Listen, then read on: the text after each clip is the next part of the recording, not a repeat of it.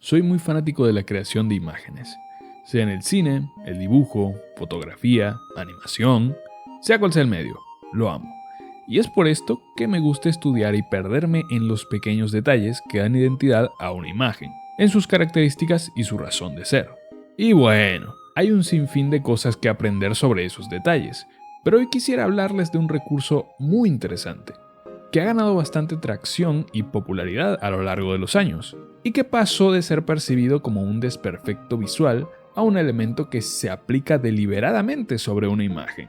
Y es ni más ni menos que la aberración cromática. Es un tema un poco raro y específico para retomar el canal, pero es mi canal, así que hoy, amigo mío, te yapearé un rato sobre este interesantísimo efecto y al finalizar trataré de recrearlo en mis softwares gratuitos de confianza, porque ¿por qué no, chamo? Dale, vamos con el tema. Para empezar, la aberración cromática tiene su origen en la fotografía y se presenta como estas líneas de color que rodean principalmente zonas de mucho contraste. Es por esto que también se le llama color fringing o franjas de color. Hay distintos factores que influyen en la presencia y apariencia de estas franjas, pero básicamente lo que ocurre es que la luz no llega correctamente al momento de ser capturada, alterando la información de la imagen. Son estos pequeños cambios los que le dan una personalidad única a estas imágenes. Y con el paso del tiempo, llegada la era digital, este y otros desperfectos visuales como pueden ser las alteraciones de color, las deformaciones de barril, el grano, etc., se volvieron más y más fáciles de arreglar.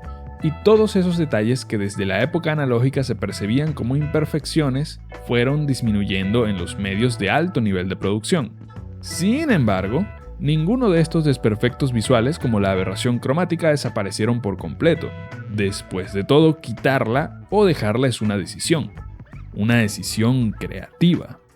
Como dije, estos detalles dan personalidad a las imágenes. No necesariamente las hacen mejores, pero las separan de aquellas que priorizan la sobriedad y la exactitud visual, creando una identidad.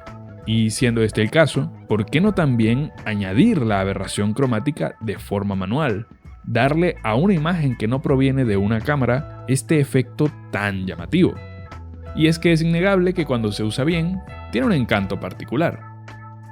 La razón por la que quise hacer este video desde un principio es porque amo cómo se ve en medios como la animación e ilustración, sea de forma nativa, después les explico, o añadida artificialmente en la composición.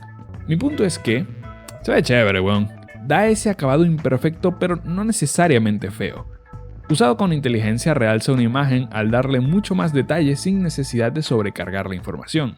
Y en lo que respecta a lo digital, transmite esta clase de propiedades analógicas. Además añade una capa extra como de criterio creativo o algo. Pero ya en serio, ¿les interesa saber cómo funciona? ¿Seguro? Bueno, te cuento. Como señalé antes, esto es un fenómeno que nace en la fotografía.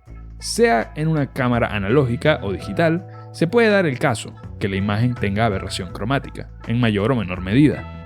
Aclaro esto porque el principal responsable de la aberración cromática no es la cámara en sí, ni es el celuloide o el sensor, aunque bueno, hay casos, sino que el principal responsable es el lente de la cámara. Pero, ¿por qué? Pues es muy interesante. Primero hay que tener un par de conceptos clave muy claros. Todo se remonta a un muy lejano 1 de marzo de 1973, cuando Isaac Newton descubrió la homosexualidad, volviéndose el primer fan de Deltarune. Dios mío, ¿qué te ocurre, Isaac? ¿Estás enfermo? No me maten.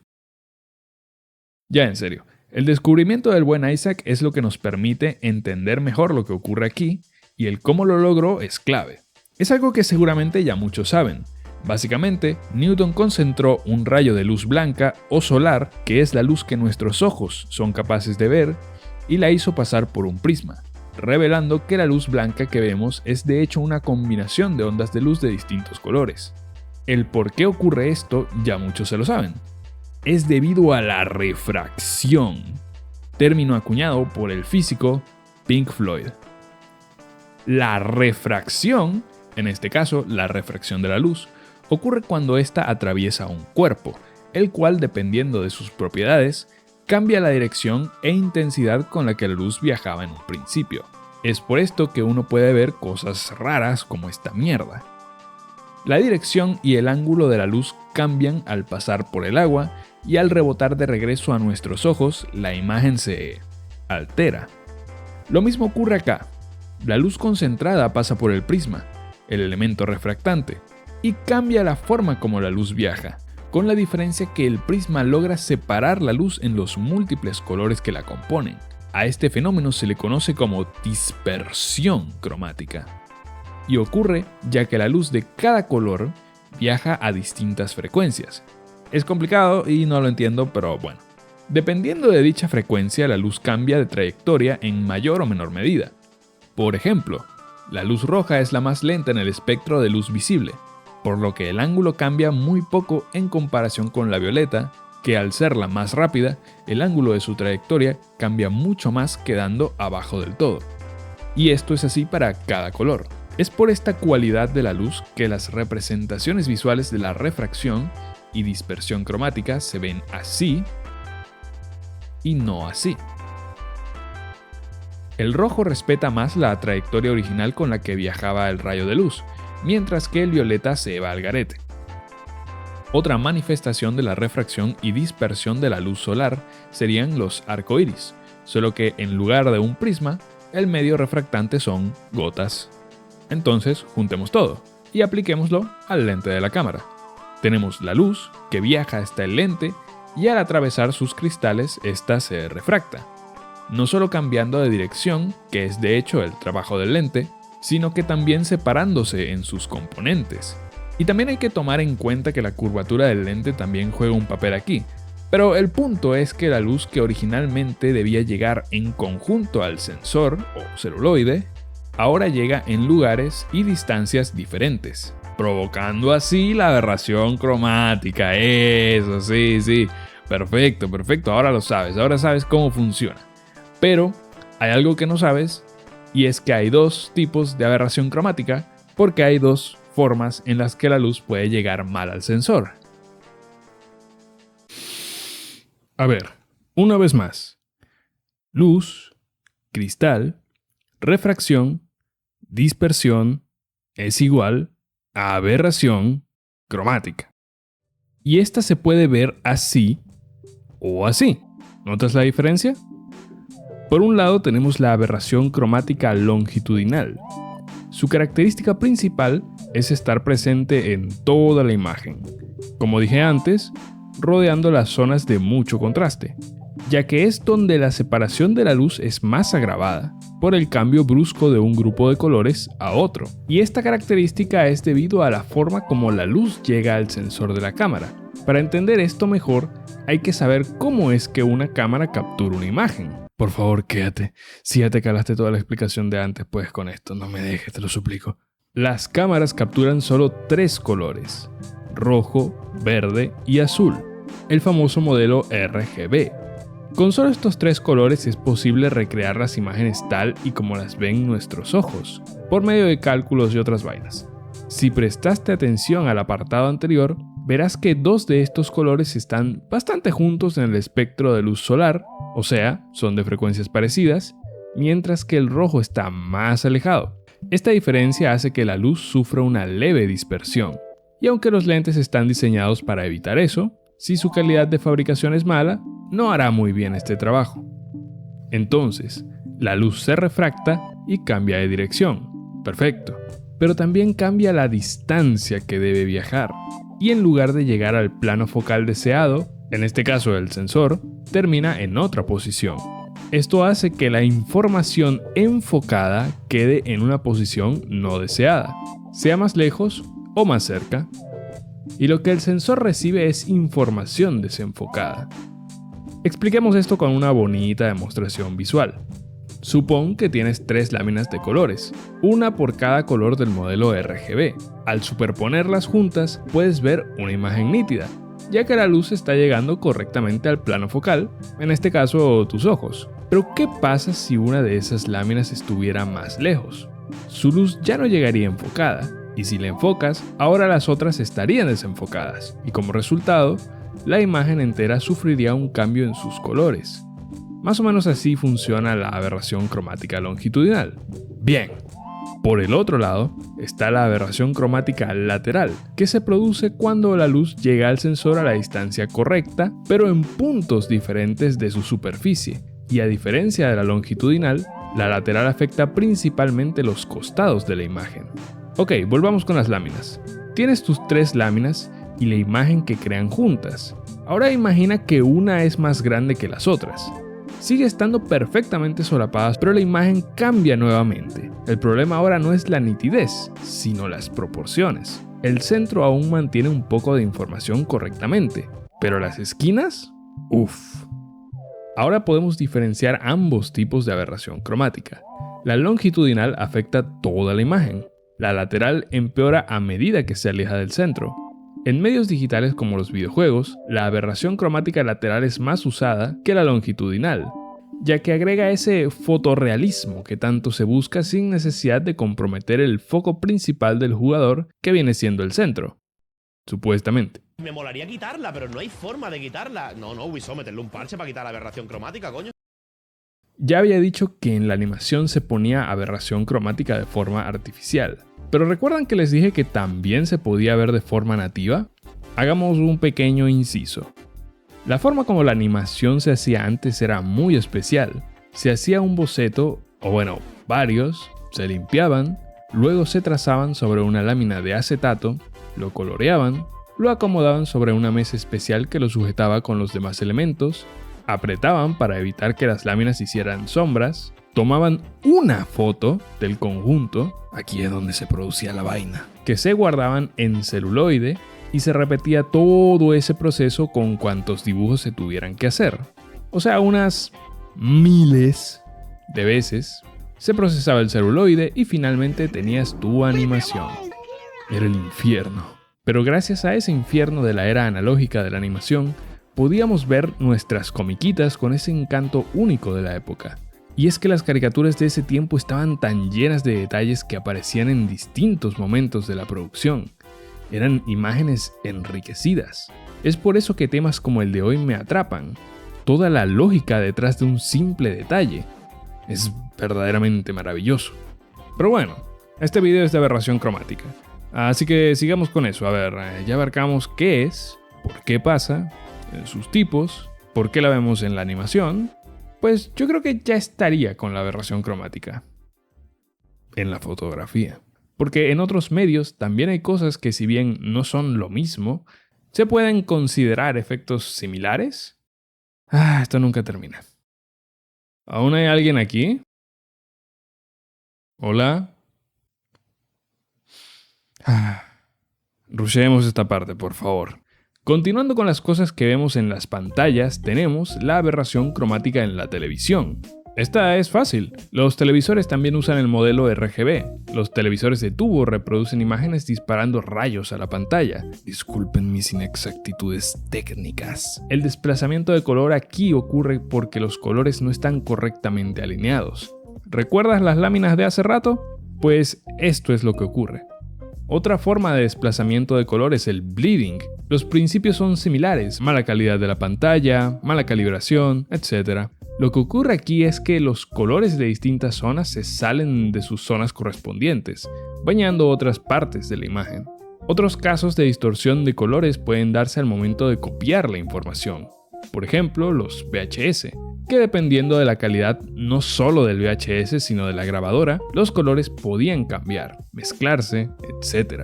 Esto también pasaba cuando se copiaban los negativos originales de algún proyecto audiovisual. Las leves imprecisiones de la imagen se realzaban. Conseguir ejemplos de estas cosas es un tanto difícil. Además, pocas cosas tienen tanto seguimiento y documentación como Padre Bol. También hay distorsión de color provocada por compresión. Lo que sucede es que al comprimir la información de una imagen, ciertos datos de los colores en la misma se omiten y se reemplazan por una paleta más reducida, perdiendo calidad. O también puede pasar como esto que hace el Paint, que no entiendo. Por último, una muy interesante, la aberración de color en la impresión. Rápido, ¿Recuerdas el modelo RGB? Bueno, para la impresión de imágenes se usa el CMYK. Y como con el modelo RGB, la impresora mezcla estos colores para crear otros colores. Es por esto que cuando un color se acaba o se desajusta, las impresiones pierden calidad. Antiguamente las impresiones a color eran muy rudimentarias, usando placas especiales para cada color, y cada color se imprimía con diminutos puntos. Debido a las imprecisiones de los aparatos usados, provocaban que las láminas no se alinearan correctamente, ocasionando que un color se salga del área que le correspondía, provocando rebordes y mezclas incorrectas. Como un dato curioso, pelis como Spider-Verse hacen uso de más de un tipo de aberración cromática, tanto la provocada por las cámaras como la de las impresiones, ya que al ser una película adaptada de un cómic hace referencia al medio original. Vaya data. Pero sí, eso es esencialmente todo lo que puedo decir respecto a este interesante tema, que tiene más de un origen y tiene más de una forma de recrearlo. Pero notarán que este video estuvo mucho más enfocado en la aberración cromática de la fotografía, porque personalmente es mi favorita. Y es por eso que con toda la información que recopilé para entenderla, voy a recrear este efecto en mis software de ilustración y animación favoritos. Y ustedes lo van a ver y les va a gustar. Si no, pues salten a la conclusión nomás. Si ustedes también quieren hacerlo, primero necesitan tener un software de dibujo o edición de imagen con la herramienta de fusión de capas. Así que casi cualquier software de imagen cuenta con eso. Yo en mi caso usaré Medibang. Gratuito y bastante bueno para hacerlo, aunque podría ser mejor. Bueno, empecemos esto eligiendo nuestro programa de edición de imágenes. Yo en este caso pues elegiré mi programa de dibujo favorito, que es Medibang Paint Pro. Funcionará para lo que queremos hacer. Además que es bastante básico, así que todo lo que pueda hacer aquí lo podrán hacer en cualquier otro programa. Voy a soltar aquí mi imagen de Goku Super Saiyajin Blue. Escogí esta imagen principalmente porque siento que a veces el estilo de Super llegaba a ser muy perfecto al principio, como muy limpio.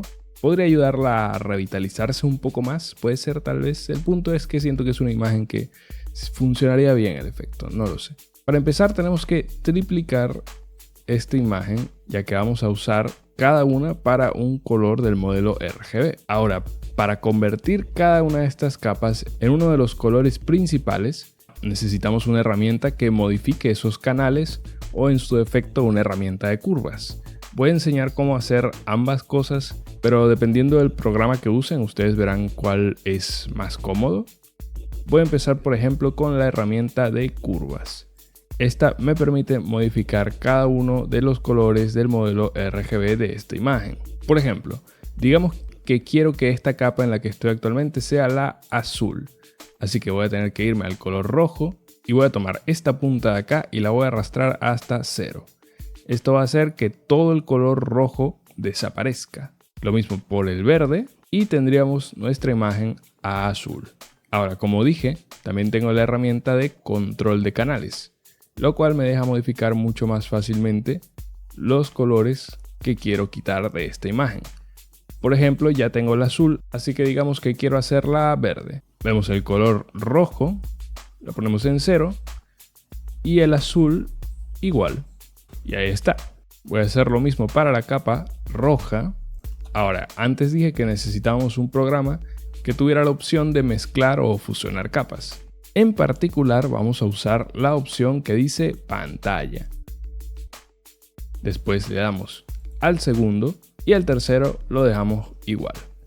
Y como ven, recuperamos el color de nuestro Goku, ya que estamos replicando la forma como realmente esto funciona.